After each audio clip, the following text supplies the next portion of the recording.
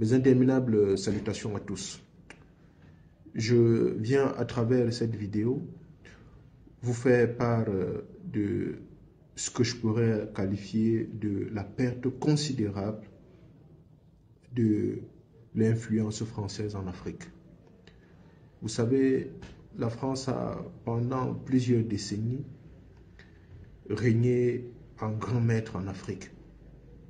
Quand je parle de régner en grand maître, je dis que la France avait un contrôle quasi total sur d'abord les acteurs politiques en Afrique et de manière automatique sur l'économie, sur la culture. Bon, bref, la France contrôlait de manière assez large les pays africains, partant de l'Afrique centrale jusqu'à l'Afrique de l'Ouest. Mais aujourd'hui, le constat est clair avec ce regain de panafricanisme, de nationalisme sur le continent. La France est en train de reculer et de reculer considérablement. Ce travail de recul a commencé au niveau de l'Afrique de l'Ouest, notamment dans les pays sahéliens, avec le Mali, avec le Burkina Faso et le Niger. Mais aujourd'hui, cela est en train de prendre de l'ampleur. Et le cas de ces trois pays a servi d'effet domino. Et aujourd'hui, on est en train de voir ce qui se passe au Tchad.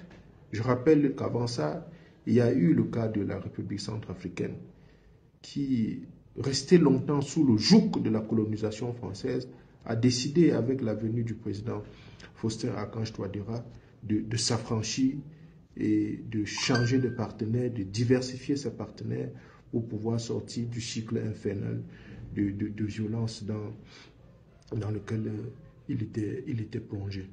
Donc, le cas de la perte de l'influence française en Afrique aujourd'hui s'illustre sur le plan factuel ou de l'actualité par deux pays, notamment la République centrafricaine dont je faisais allusion et le Tchad.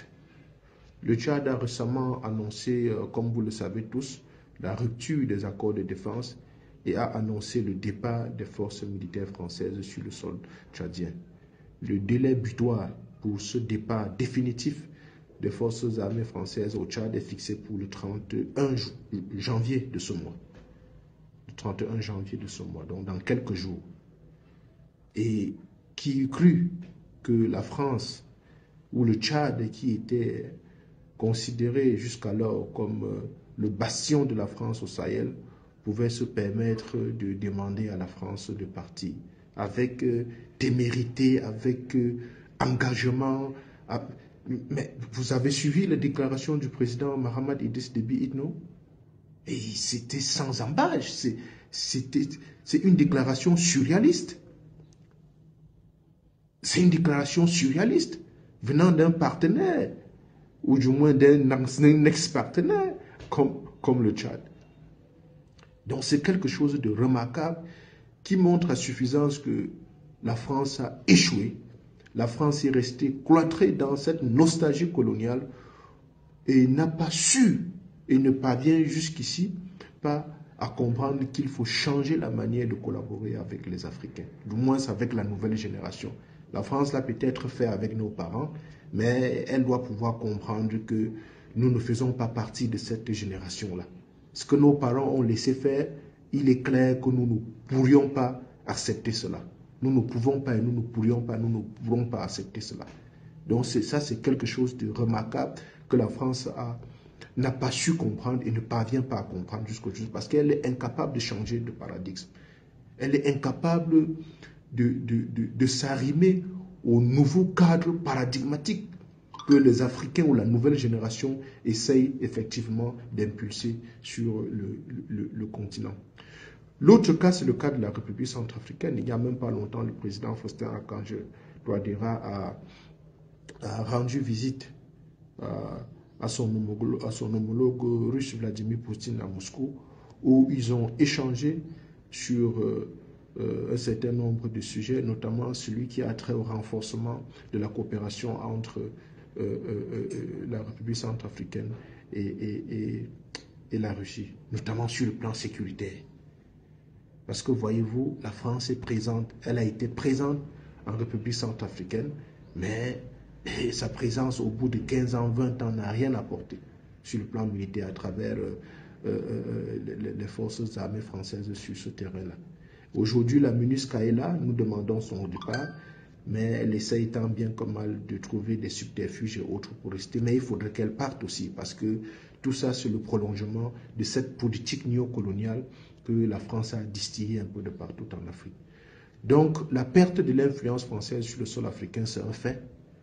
C'est une réalité indiscutable, infalsifiable, et les Africains doivent continuer à maintenir la pression pour que cette dynamique qui a été impulsée à partir du Mali, du Burkina Faso, de la Côte d'Ivoire, et qui aujourd'hui est en train de prendre corps en Afrique centrale, notamment en République centrafricaine et au niveau du Tchad, puisse se répandre dans d'autres pays, pour que l'Afrique puisse véritablement devenir un continent de liberté, un continent souverain, où les décisions sont prises par les populations, par les décideurs, en toute connaissance de cause, en toute responsabilité. Donc c'est ce message que je voulais partager avec vous. Faites passer le message.